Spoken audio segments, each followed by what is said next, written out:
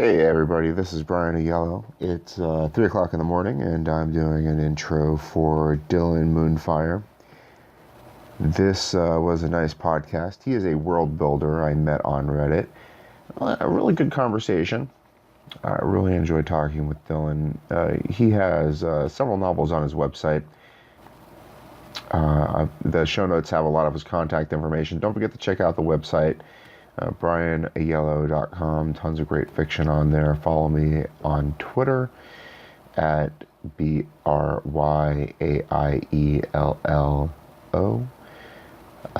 I cannot think of anything else to say at this particular point in time. Otherwise, all Right. right. So, Mr. Moonfire, it's so wonderful to actually hear your voice and kind of a fan of yours on Reddit, looking at your weekly updates. How are you doing today? Oh, pretty decent. Had fun with a plumber. What happened? Oh, bathroom drain, which is right above my computer, decided to die, so they left 5 minutes before this podcast. Oh wow, that was close. That's The luck. the the gods of the muses are with us. Well, luck is people who take advantage of things, is what I've They always been told. Are you done with the plumbers, Oh, or yeah. you can expect more visits? Oh, no, this is visit 6, so we're done. So, do you consider yourself a fantasy writer, or are you more of a kind of staunch prose writer? Um, I'm an everything writer, Okay. but the reason why is I'm a programmer and tech writer, and I do research papers or have. I've done sci-fi this decade. I'm focusing on fantasy. Okay. When you say tech writer, what do you mean? You're writing about technology? Documentation for products.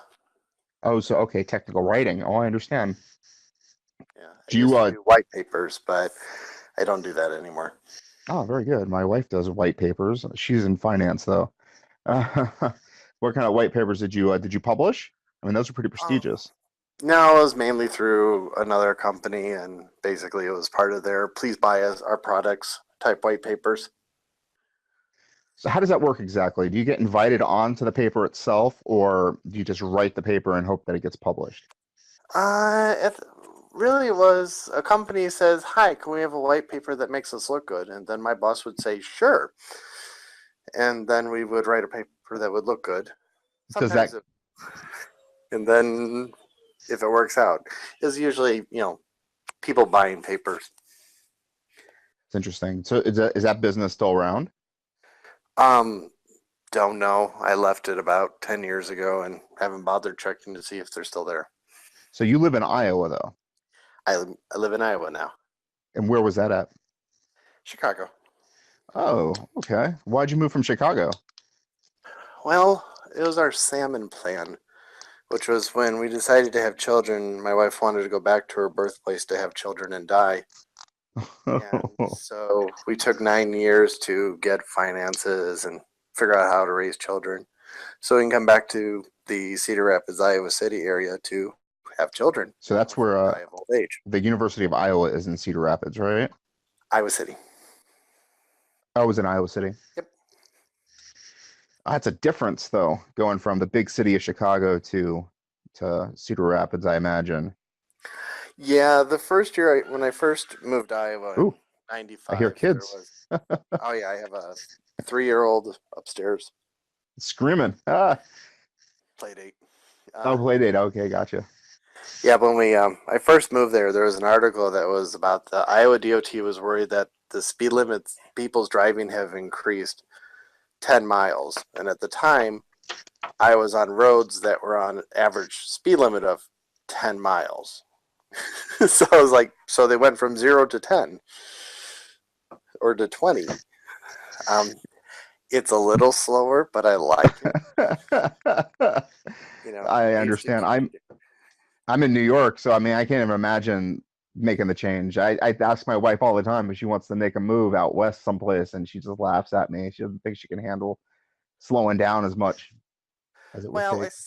still drive like I'm from Chicago, so I have to remember the interstate number is not the speed limit.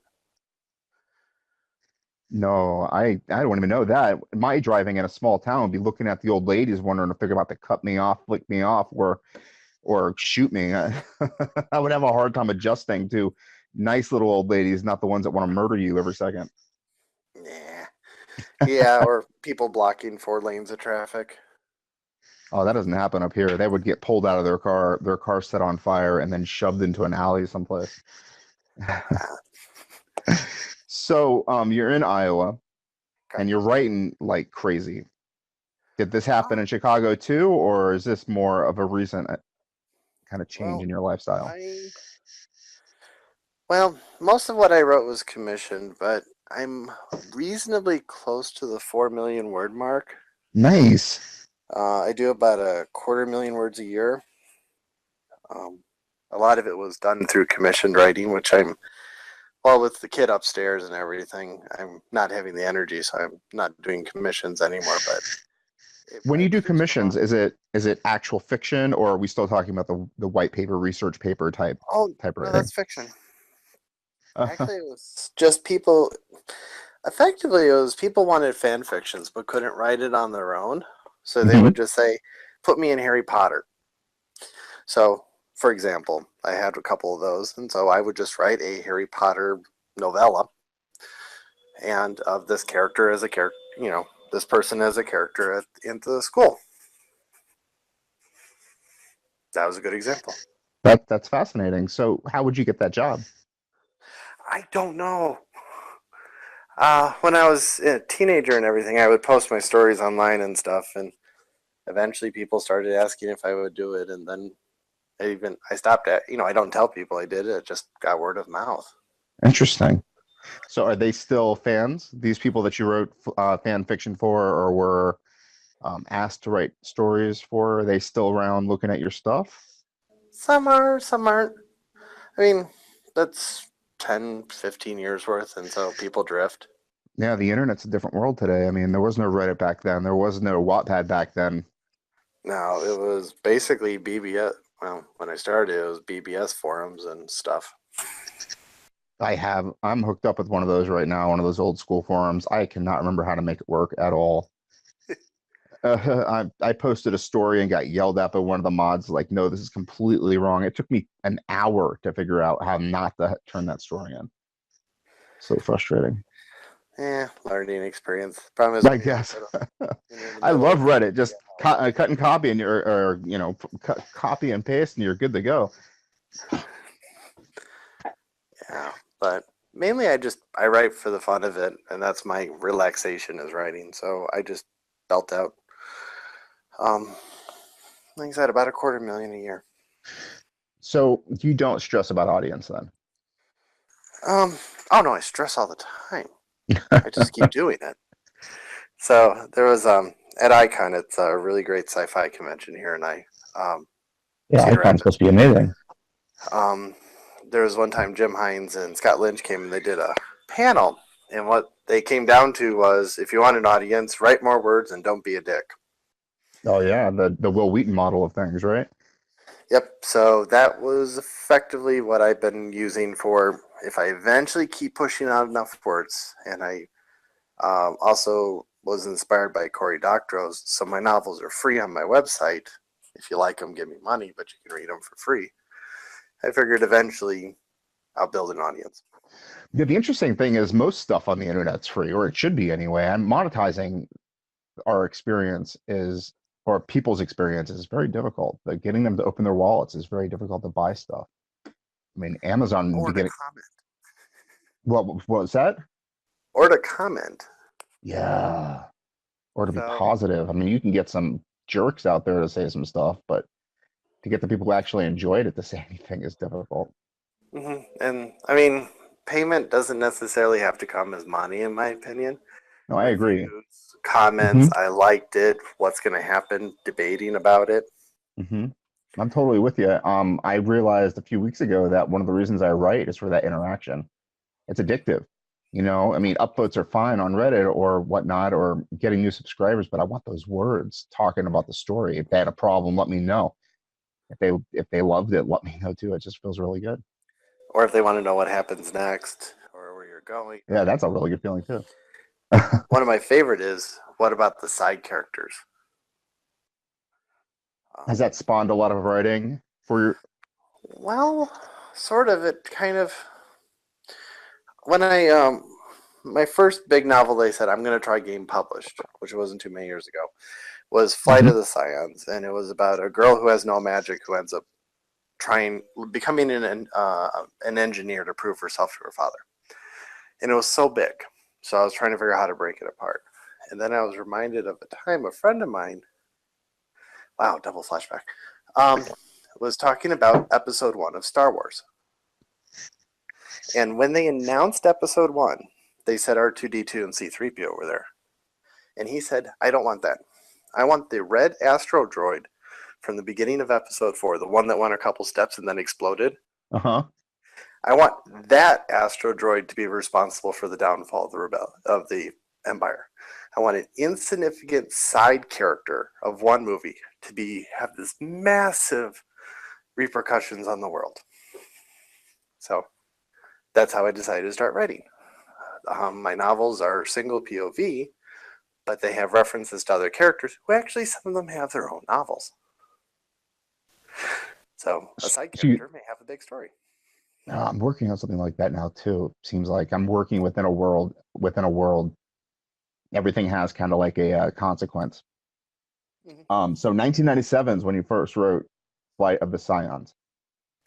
Flight. Uh, no, 97, let's see, Flight would have been 2003 I started, and then 2009 was the major rewrite when I sent it to Harper Voyager.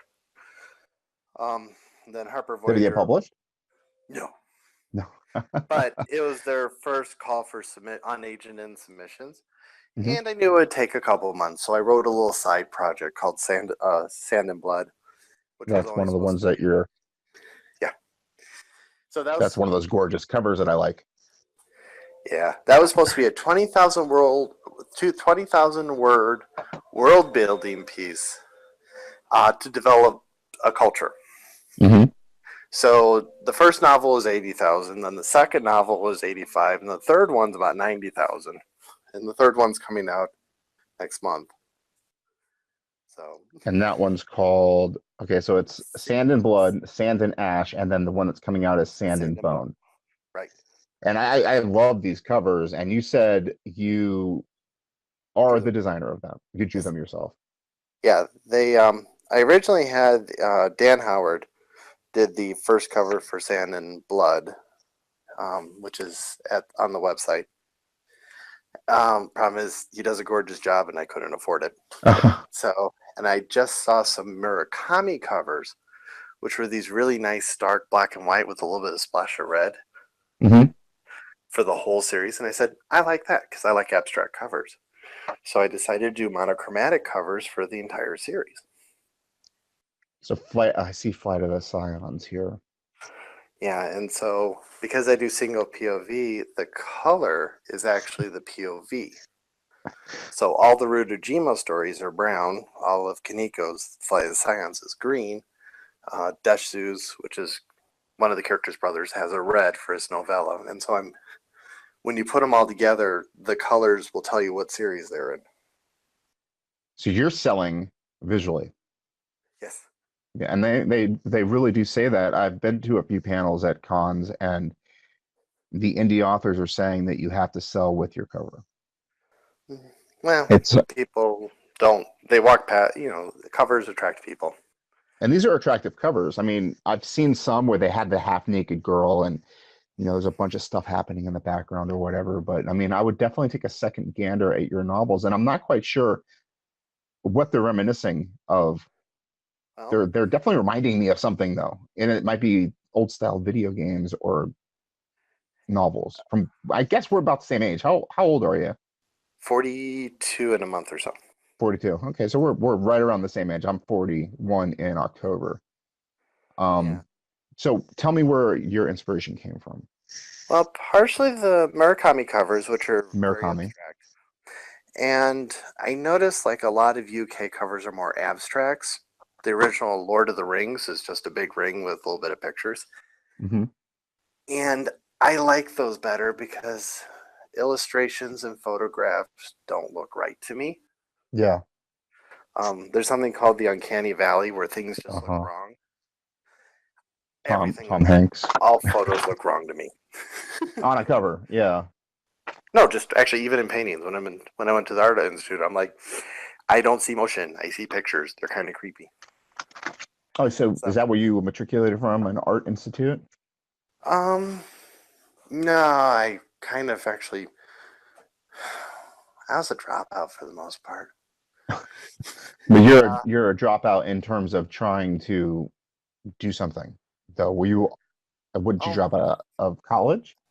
yeah, I dropped out of I dropped out of college and I went back as a bucket list. Uh-huh. At the time, I was working. I started working when I was 10 in databases in Wow. coding. Okay. So I've been programming my entire life.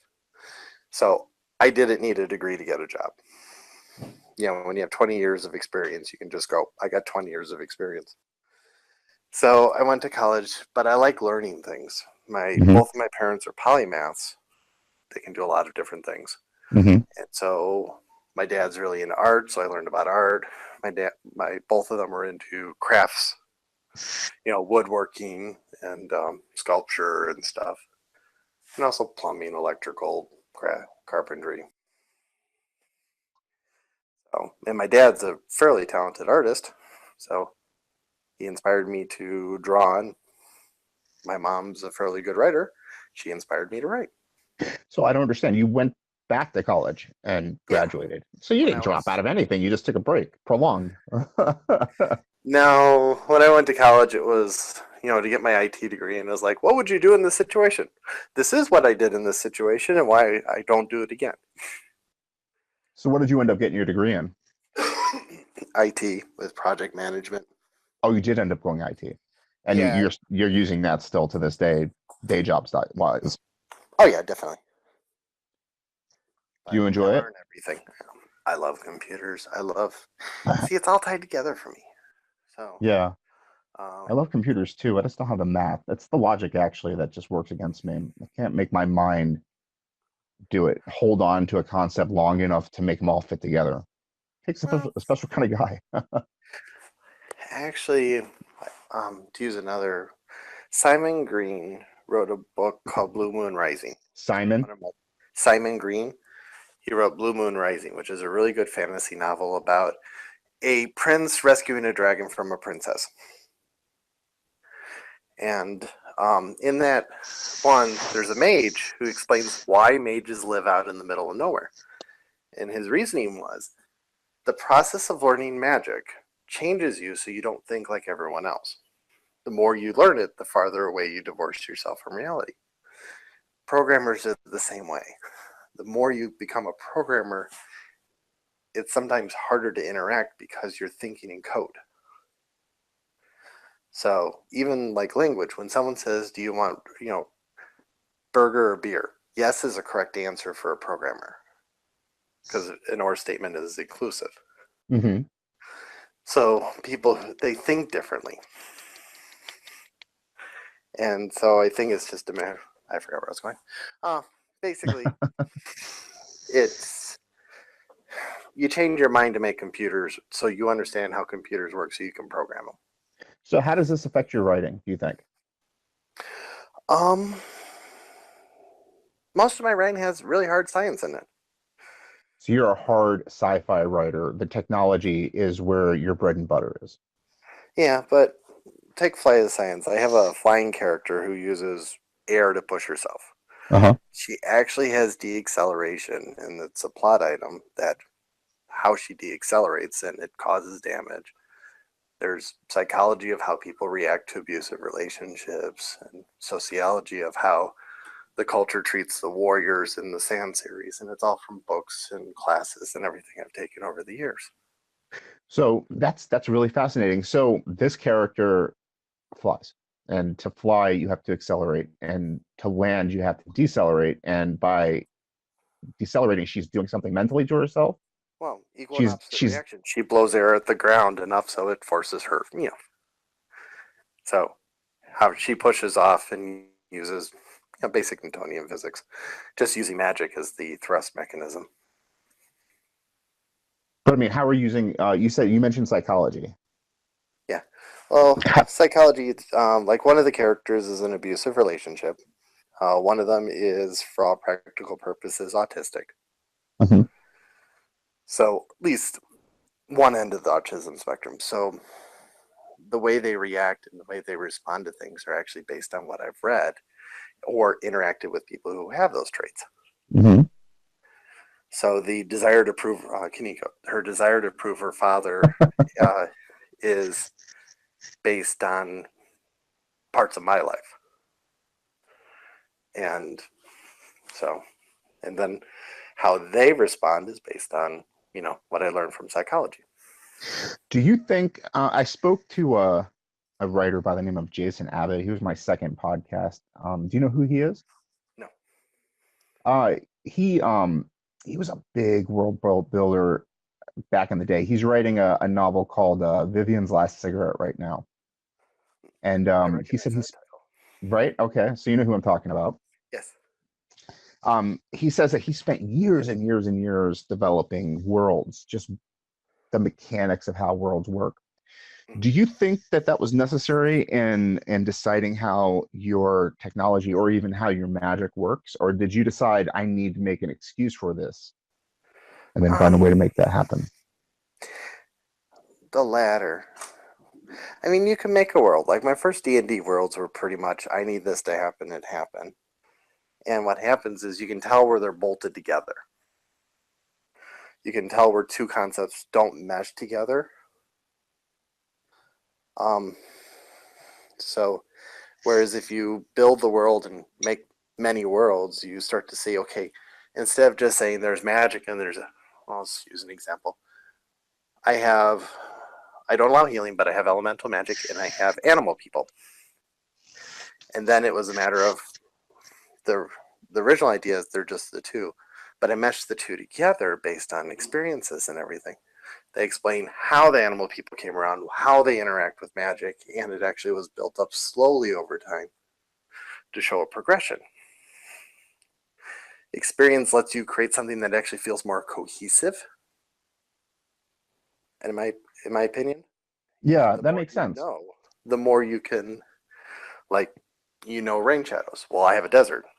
I know how to create the desert and I know how it works based on geology. But are you creating the world before you need it, or are you coming up with the excuses for the world as you need it? Oh, I create the world from. Occasionally, I say, I need this. How did I get it? Or how does it fit in what I've created already? And parts of it are, I created the world because it was fun, and how would people interact with it? How would you say you put your characters into that situation? I mean, how much time? Let's take Sand and Blood, your Mm-hmm. first published novel. You have this world. Obviously, I'm assuming you built the world up from the ground up, right? And then you Pretty put a much. character into it. How did you put your characters into that world? Did you go back and then characterize it, or I mean, Well, tell me. I mean, I guess what I'm asking for is how did you start Sand and Blood? Tell me how you put. so, Let me clarify. How did you write Sand and Blood? all right. So, Simple Sand question. and Blood came from, as I said, it was a world building piece from Flight of Science. Flight of Science, the general idea was there's a girl who's half desert, basically half black or Indian, whatever you want to call it, and half white. And her mother is this foul mouthed archer from the desert. And at one point in the scene I cut, she's talking to another desert people saying, our coming of age rituals are so brutal compared to these guys. So I said, okay, how brutal is it? Let me write a little 20,000 word piece of a brutal coming of age ritual, Sand and Blood, which ended up being, people die, there's broken bones, Did you have spirit. characters in that 20,000 words? There's I think there's 60 characters total in the Wow. full novel. I mean, what happened was I started at 20 and it just kept going until I had a nice complete story. And I was like, well, here's where it ends. What's its size right now? That one's 83,000. 83,000 is respectable. Yeah. That's And then nice. I mean, yeah. It's a little short of a novel, but not too bad. Each one was about 5,000 more, so 89 and 90 something. Well, I mean, 40,000 is a novel, so you Mm-hmm. doubled the amount. Nice. I mean, Yeah. it definitely sounds like you have no problem using your mind in a linear what comes next fashion. No, because I think every character is the sum of their experiences. So I write chronologically, and I don't do flashbacks in writing. So it's this event happened. This will build into this. This is the next logical conclusion of what's going to happen. And I have an idea where they're going to end up. But other than just, I want them to end up here, let's kind of shift events a little bit. But each one is built up from the experiences before. Interesting. So what if you have a character that you need to explain an action for, a new character? How do you weave that in? Well, just like normal people, you don't always know motivations. I don't mind not explaining characters. Um, they come in. In the first novel, there's a night warrior called Mikaro. She pops in, basically makes a lot of threats, and tries to kill people. I don't explain it other than one person tried to kill her sister. I mean, I have her whole backstory planned. If I someday I may write the novel, but I don't explain other than what that character can perceive, the Hmm. point of view character can perceive, which sometimes leaves them in a lurch. No, interesting. So who is do you have the same point of view character all the way through? Yeah, every series is single POV. Is it the same POV Yes. uh, point of view? The reason why is I mentioned earlier, Fly of Science ended up being too big, Hmm. and it was also multiple POVs. And couldn't cut it into half because that didn't make sense, but I could cut it lengthwise. So what I did was I pulled the separate POVs and decided I'm going to show the events of Kaniko's being kidnapped and running away from her guardian's point of view, dealing Uh-huh. with his enemies, and her point of view. Oh, that's really, really interesting. And so, like Flight of the Scions, I'm intending it to be a 4-book series, which is Flight and then Pack Daughter, Son of O, and Desert Child. The events in Desert Child, at one point, a bunch of people show up and say, "We're here to kill them, shut up," and then they join. Those are explained in Sand and Bone. The characters in Kaniko's story, she never knows why they're there. But if you read the other series, you can actually see exactly how they got there. So I'm gonna read Sand and Blood, right?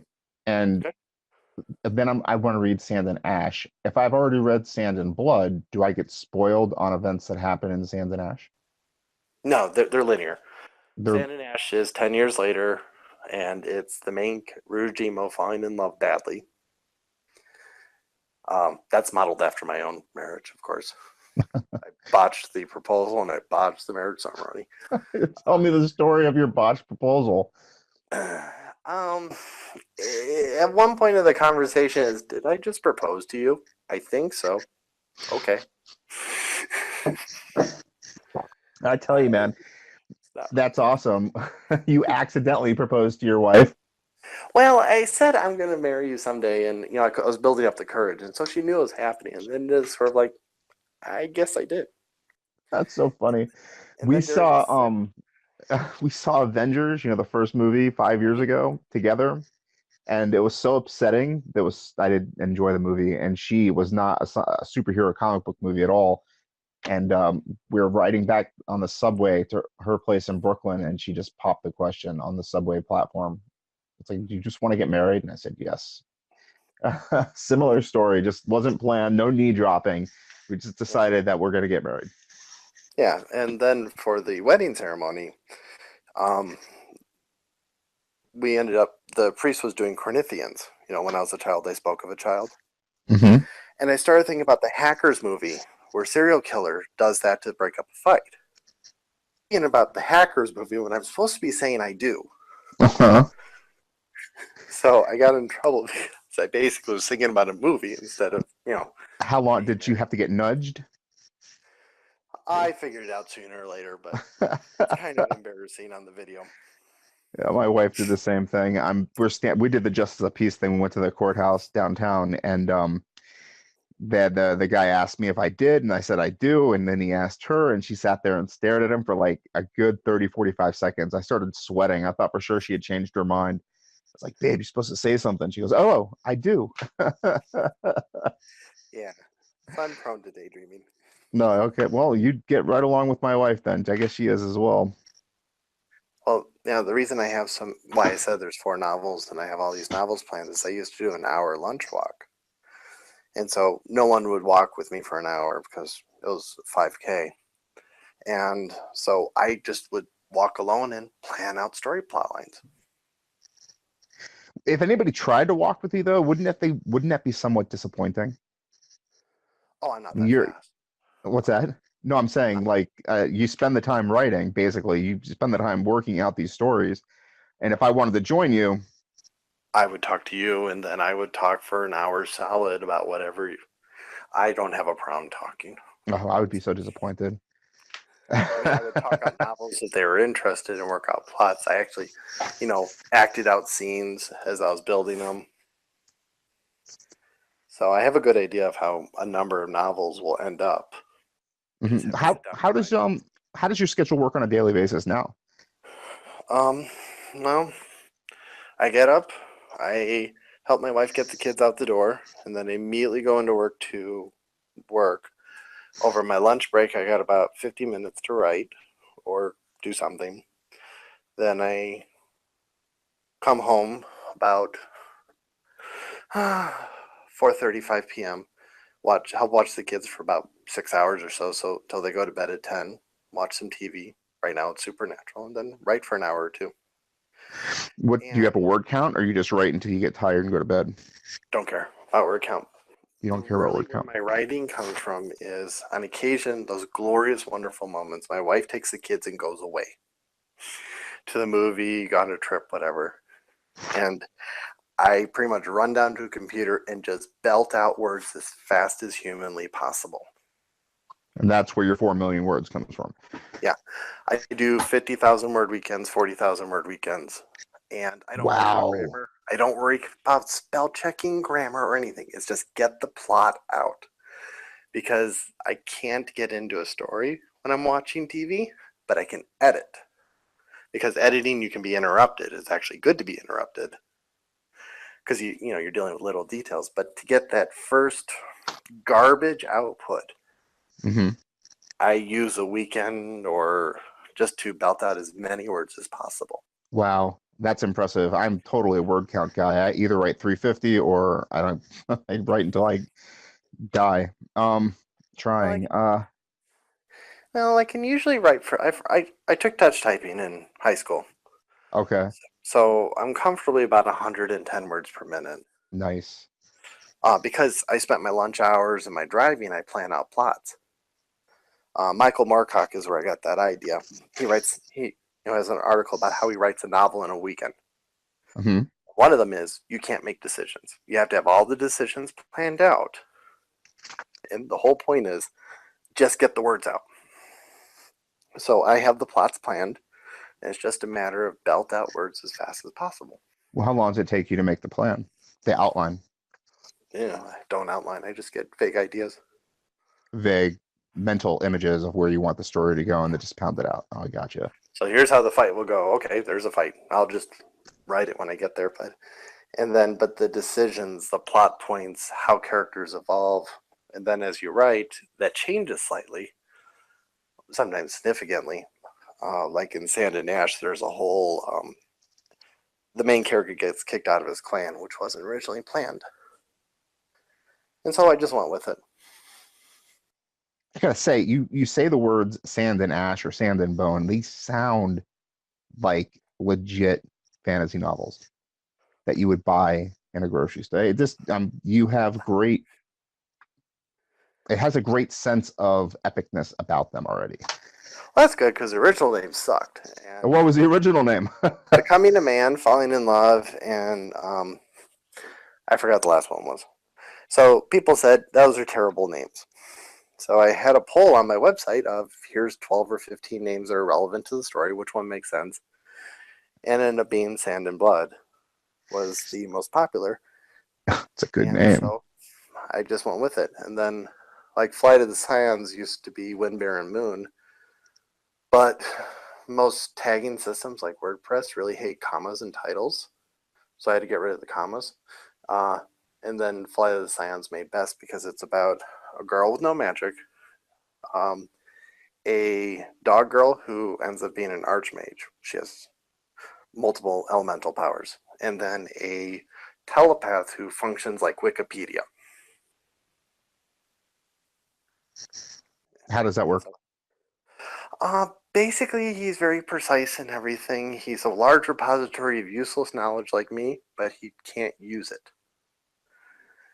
He can recall stupid, little things, but he can't apply them. So Kaneko, the main character, can apply knowledge creatively and understand things. Oh, so this character doesn't have a creative streak. He's just very intelligent. Yeah, he can tell you exactly everything about a culture, but he couldn't tell you how it applies to today. And he couldn't interact with that culture either. Right, and the dog girl is enthusiastic. Her idea is if you have a problem, you kick it, and if it gets up again, you need to kick it harder. She's modeled after my wife. That's me too. I'm exactly the same way.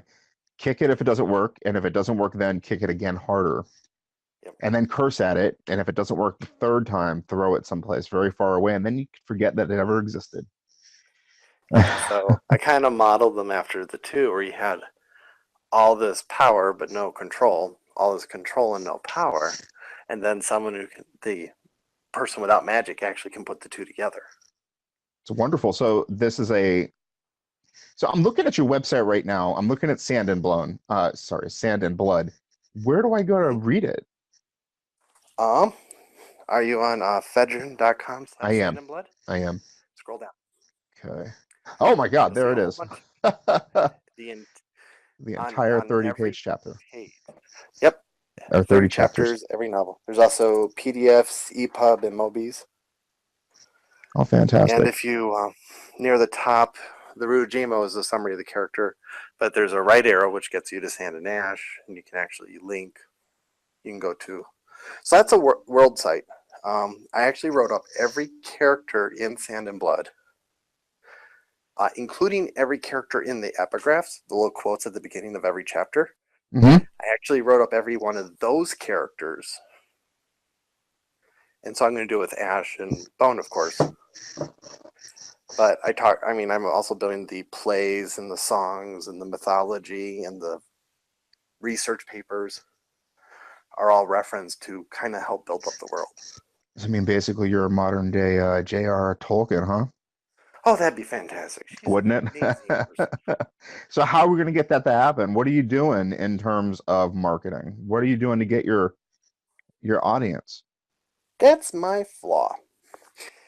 That's everybody's flaw, my friend, and that's the big one nowadays. How do you get those eyeballs?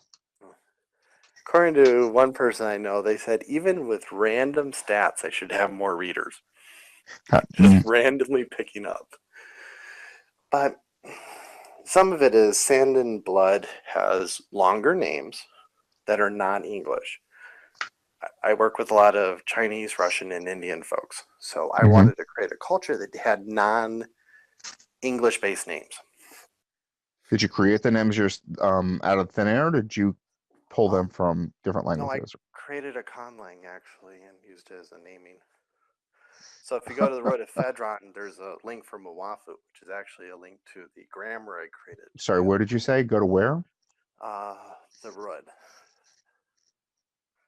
So just fedron.com, and then under, I think it's topics, there's one MIWA with an macron FU. Hmm. If you click on that, that'll bring you to the Conlang's website, which has naming, a dictionary.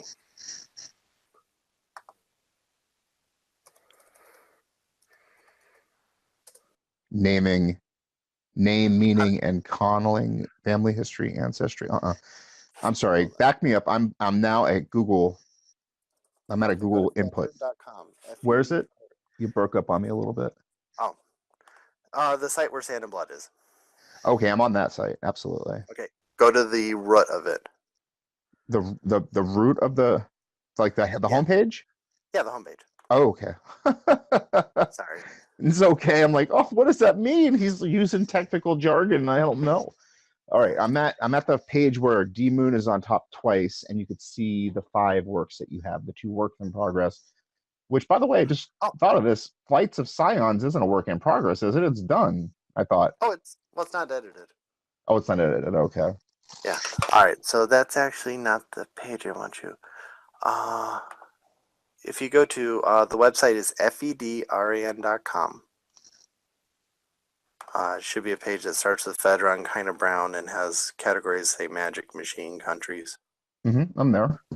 Okay. If you go under other topics, there's astronomy, people, and Mwafu. hmm If you click on Mwafu, you'll actually go to the Conlang page, Wow. which has grammar, rules of formality, numbering systems. It actually has a dictionary. This is awesome. So there is on the Fedran site, there is about 400,000 words worth of stuff. And that you've created all of your own. This is all Yeah, you.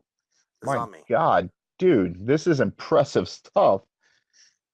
I'm This is overly proud of incredible. I it. mean, as far as like I looked at your Reddit usage, and I saw that you're on world building quite a bit.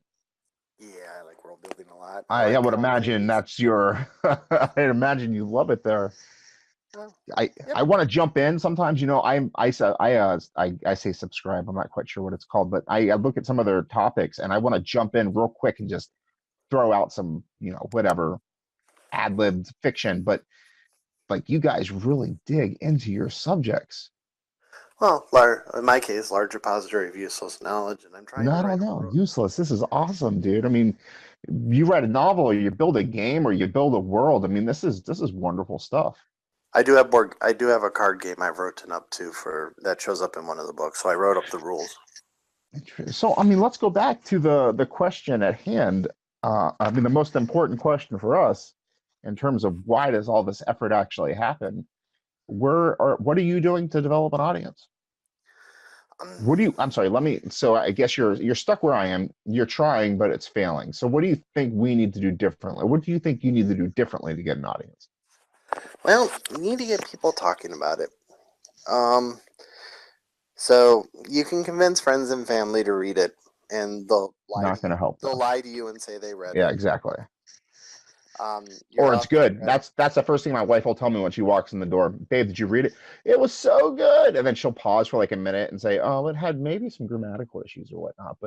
Yeah, But there's a reason I have a couple. I have 3 rounds of edits, is because I had grammatical errors. But all the Sand series are actually I paid for editors. did you really? How much did that run? Um, the development editor runs me about 700, Woo! and the copy editor ran me about 500. Wow. So 1,200 altogether to edit your Yeah. Mhm. one novel, Yeah, which I gave away for free. which you gave away for free. So we're I'm, starting a conversation. Friends and family out the door, not going to help us. How are yeah. we going to start this conversation?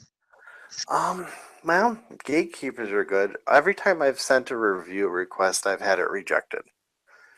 Um, I sent it to Immerse or Die, and it almost made it, but not quite. Mercer Die is a guy who goes on a treadmill and basically says, I'm going to read until I get so frustrated with the novel, I'm going to give up. And it's a great review, and it's 40 minutes is the winner. Unfortunately, I made it 31 because I had too many typos, and so that's why I now have a copy editor. So it's called Immerse or Die. Immerse or Die. Spell it for me. IMMERSE or DIE. That's so he reads it until he gets so frustrated Frustrated. that he just throws it away. Pretty much. 31 minutes is good out of 40, and he said typos were your issue. Yeah, I made too many typos, and so I got a copy editor. I actually ended up going and paying for a copy editor to completely go through the novel, and they found like over 1,000 typos. Um, so the Sand and Blood that I have published now is great. The self-published fantasy blog off by Mark Lawrence was great. I got some reviews out of it, but no traction, partially because I didn't win. You have to win on Mark Lawrence's website. Well, getting to be a finalist really helps because there's so many submissions. Yeah.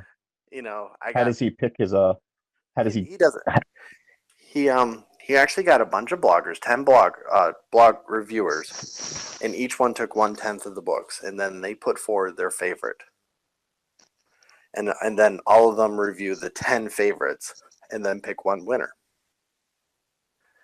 And so they treat it as a full, traditionally published novel through the big five. So they look at covers and editing. And I was a runner-up for a finalist, but I was the second best one. Mm-hmm. I needed to be the best finalist to get into the next round. Mm-hmm. So it didn't happen. Do or die. But a lot of the people who get into that finalist, they pick up contracts. There's some really good follow-ups on that. And that's really the only people who've ever read my story and wrote reviews. I think I have 11 reviews after 4 years. So 11 reviews. That's on Amazon? No, is that on your website? Goodreads or Amazon. Goodreads. Yeah.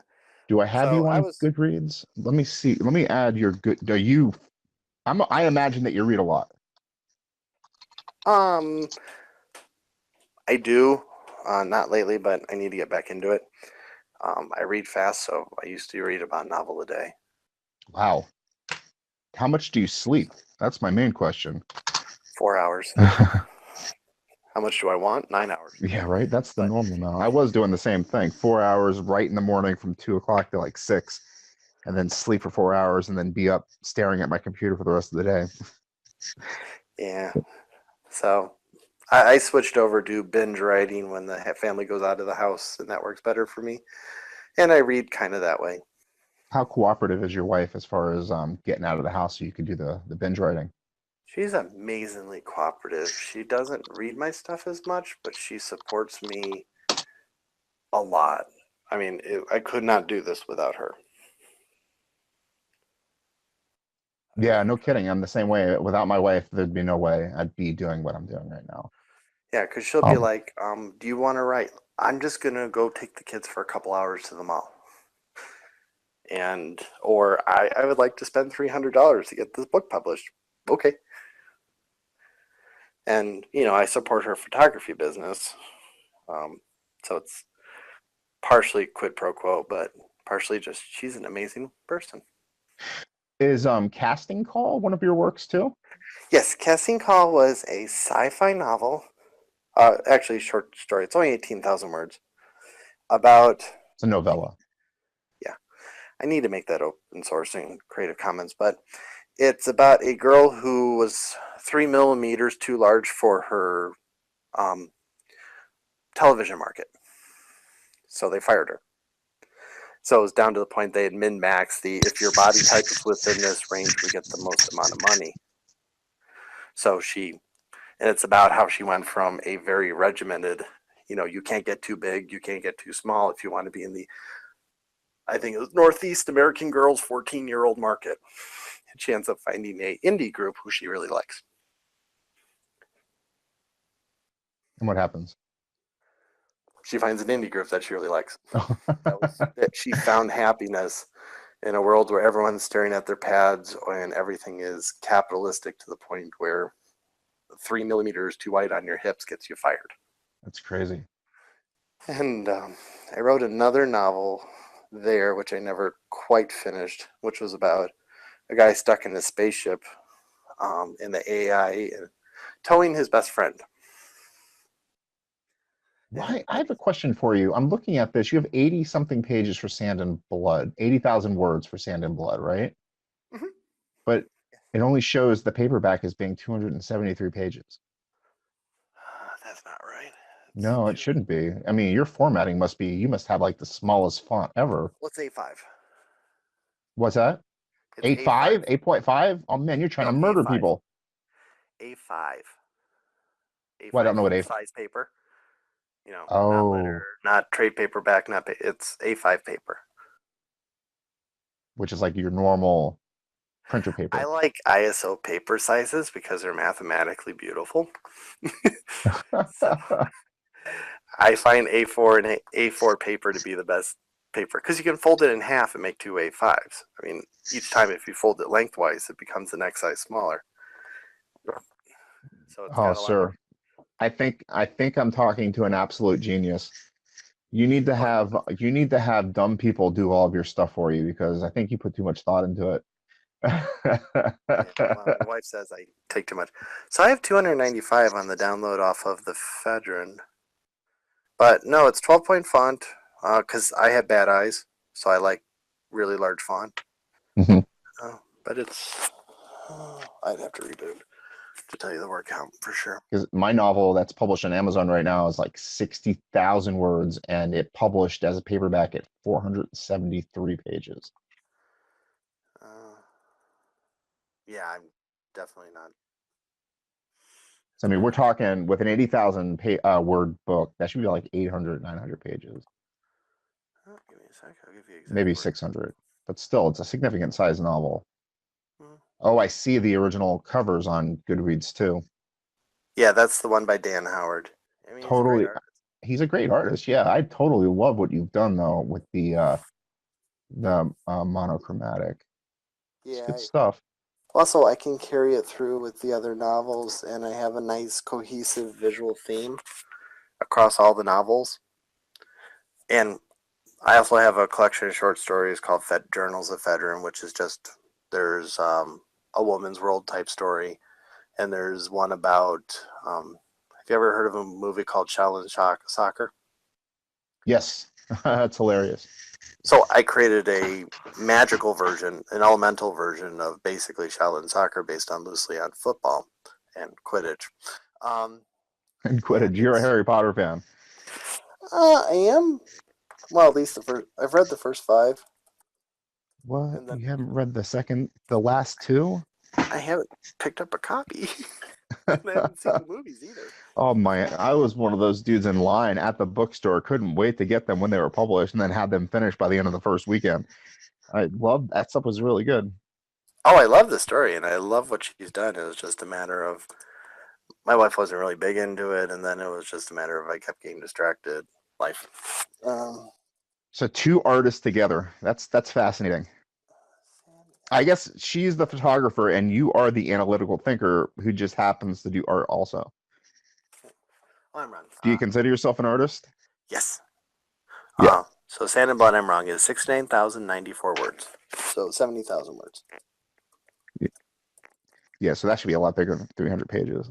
I think it's pretty readable if you see the print version. It's interesting. But you're looking at just normal size paper though. Yeah, that makes sense. Back and And forth or back and front and back, right? yeah. And Sand and Ash is 79,000. Well, Well, in 78,000. terms of your writing, you are doing it for pleasure. Well, I'm doing it for pleasure in the hopes that eventually we'll produce, you know, more. And you're on Reddit and you're on fantasy writing and you're engaging at least once a week on the Wednesday check-in. Yeah, and I try to jump in on conversations about, just in our fantasy, I try to jump in whenever I can contribute that doesn't involve me pimping my own book. Yeah, that they don't like that too much on Reddit. But They on the don't mind. Wednesday, have you seen anybody read your stuff? Has anybody commented No. about? I No, have one person on Wattpad stars the novel every week. but you're not sure if That they is, actually read it or not. no, I'm pretty sure they read it because they've actually Okay. told me I've made typos. But Oh, for the most really? They part, tell you that? well, or I uploaded the wrong chapter because for a while Sand and Blood and Sand and Bone are too close to each other, and I kept copying the wrong one. Uh, so they would tell me I made a mistake. So I'm pretty confident they're reading, but they're the only.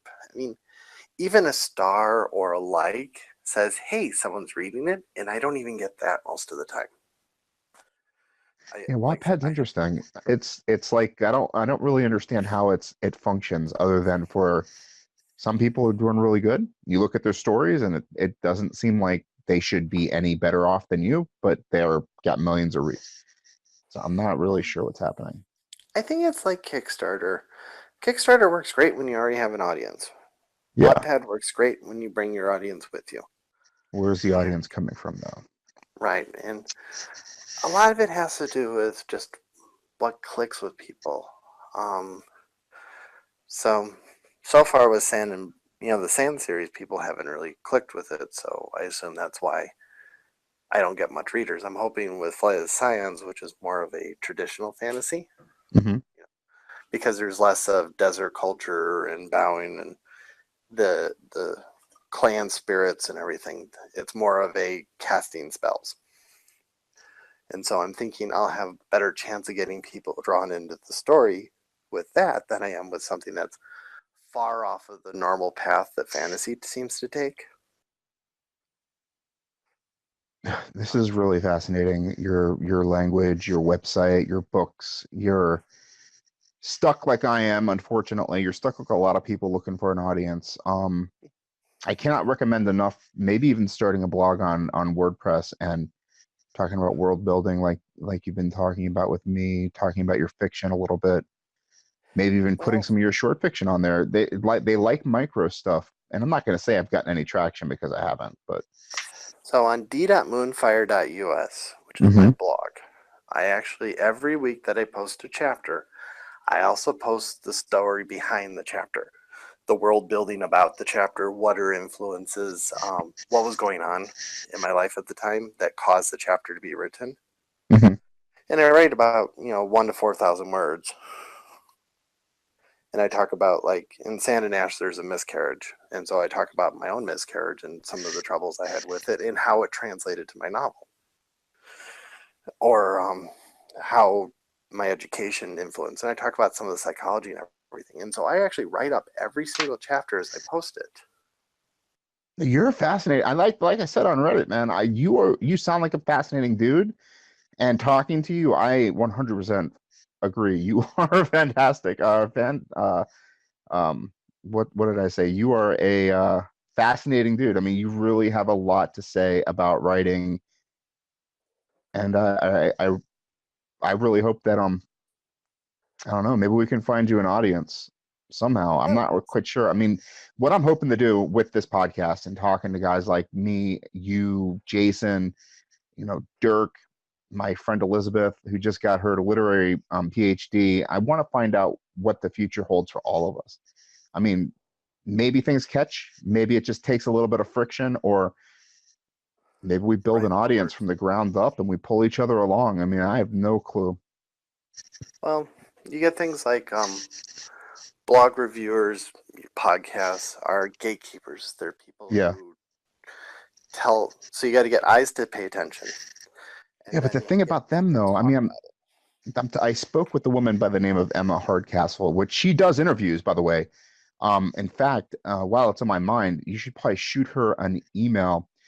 She does a weekly podcast and she does an interview on her website. She asks you to fill out this huge questionnaire. She does like a 30-minute interview, and she's really neat. I mean, she's a nice lady. She writes fiction as well. Um, but she's one of those gatekeepers. And I think who's listening and watching and reading her stuff are other authors. We're all looking for an audience. And unfortunately, we're interacting with other people looking for audiences. Where are the people that are reading? Yeah, because an author will buy another author friend's book, but they won't necessarily read it. Yeah, exactly. I mean, and especially nowadays where you can find any content you want on the internet. You don't have to pay for anything necessarily. I'm not probably going to buy a book. You know what I mean? Yep. Or pay for the Patreon, but um, part of it is the I'm a open source coder. I contribute a lot to open source code, Hmm. and my writing tools are all open source. And because that's the community I grew up with, so the novels are just kind of the same thing. I open source the novels and said, if you like it, give me money, knowing that they probably won't. I mean, Yeah, money man. is the name of the game, isn't it? I mean, that's Nah, kind of why we're doing it, but at the same time, it seems impossible. nah, for me, money. I mean, I'm not going to quit my day job. Um, Well, but you like your day job, right? oh, I love my day job. Where I work is fantastic. Um, but I want people to read it and interact with my. I want people to be inspired to write fan fictions. That's About my main. your world.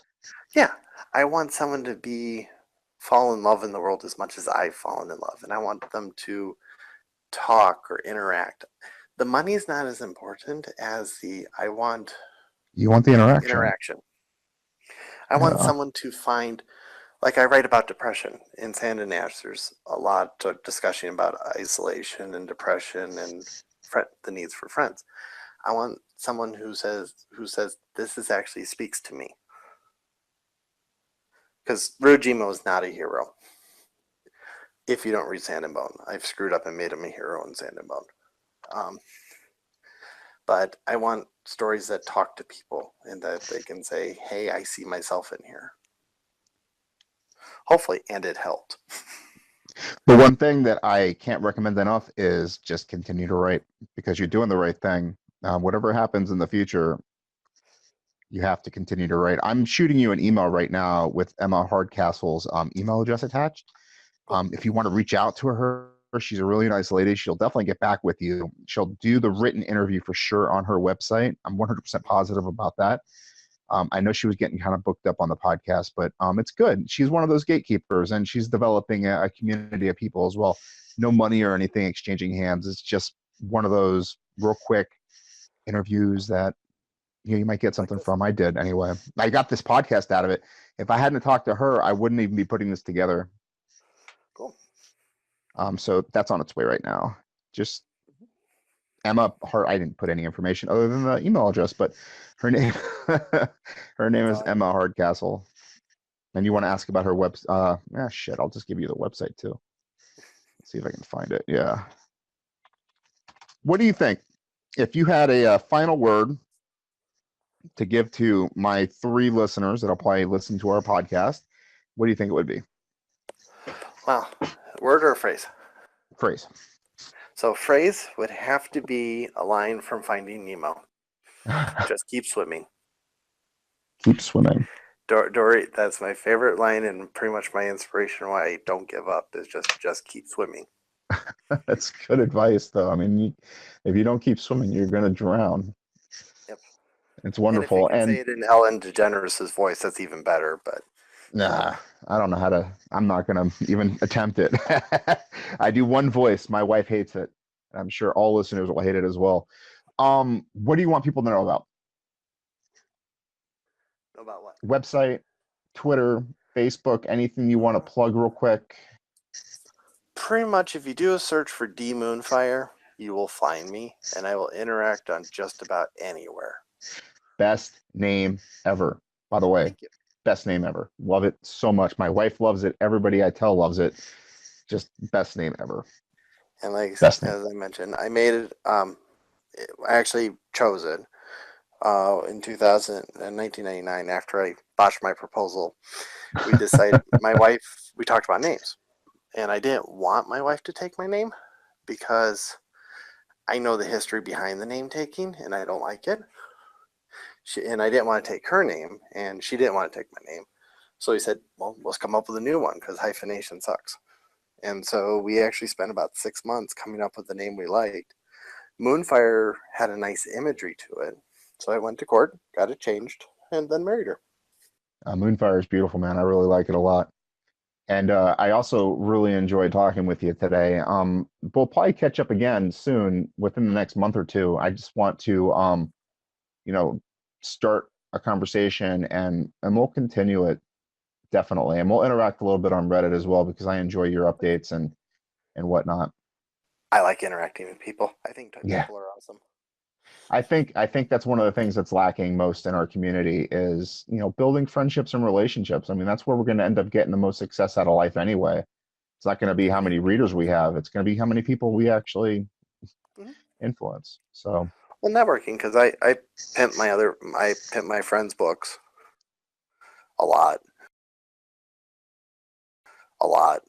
And Do you want to pimp some of your friends' books now? um, I sent you the website, by the way. sure. I'd have to say, if you're gonna do that, Shannon Ryan, who is WeirdAuthor.com, wrote a book called Fangs and Nothing, which is a urban fiction about a vampire who ends up cross-dressing to effectively sell Mary Kay makeup. And I love that. That's a really awesome premise. And that's weirdauthor.com. I believe that is his. Okay. And the other one would be Cassie Lee writes Paranormal Fantasy, which I Is that Lee or Leigh? Leigh. KathyLeeWrites.com? No, maybe. Let me start my website. See, I just talked to her. I don't go to her website anymore. But she wrote Till Death Do Us Part, Home for the Holiday. Cassie.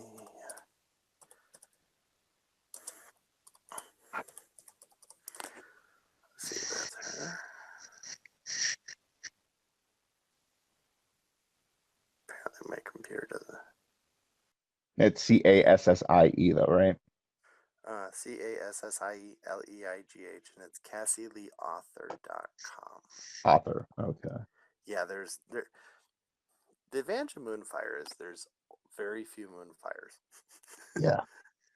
Cassie, on the other hand, there's a lot of Cassies and a lot of Lees. And it used to be we assumed that you were Native American. I am not. Well, I am, but not enough to justify even remotely having the culture. So I don't identify myself as Native American. Mm-hmm. I was pretty much raised a white guy, and so that's what I call myself. An American white guy. Special class. 6, there you go. My family and my dad's side's been here since the Revolutionary War. Yeah, I don't know when, but she wrote Follow You Anywhere, Until Death Do Us Part, Home for the Holiday. I like her romance. I like reading romance. So Mhm. I like her romances, and she's a good friend of mine, so I pimp her too. Cool. Anybody else? Everyone else, you're starting to get into my publishing company, which was I created a company to handle. What's your publishing company? Broken Typewriter Press. Like bearing the lead there. Broken Typewriter Press. Yep, and you'll actually see all of Shannon's books. Minion of Evil is like about a guy who finds out he's working for a satanic telemarketing company. Oblivion is about a tortured artist who falls for a demon. And so it started off with just something to handle taxes, and then a bunch of my friends said, hey, you like typesetting, you like formatting. I don't. So I created a little. So are you doing like physical copies of books? Oh, yeah. I love print books. How is that working out? I wouldn't say I will ever make money off of it. Oh, man.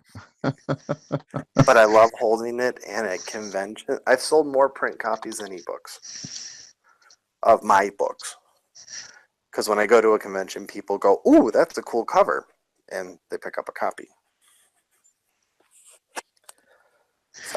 So how many copies would you say of your book you've sold physically? 137 approximately. And that's 137 eyes that you're not getting access to on the internet, necessarily physical book wise. Yeah. Do you collect email addresses from the books that you're selling at conventions? Like you sell a book, can I get your email address so I can send you updates? Do you do that? Well, with Broken Typewriter, I actually do. Hey, a random person who subscribed to our list can get some, $10 coupon at our store. And so every couple months I run anyone who's subscribed. And so I do the same thing at conventions. I say, we have raffles. And if you want to see news, please, throw your name in this nice wooden barrel that used to be a garbage can. And It's getting there. It just takes a while to build up. 137 people, man. That's better than anybody so far I've talked to. Awesome. You are fascinating, and I am so happy that I talked to you into coming on. And we're gonna do this again. Sound good? Cool. Yes. Excellent. Sounds like fun. All right, my friend. I will talk to you again soon. All right. It was a pleasure. All right. Bye-bye.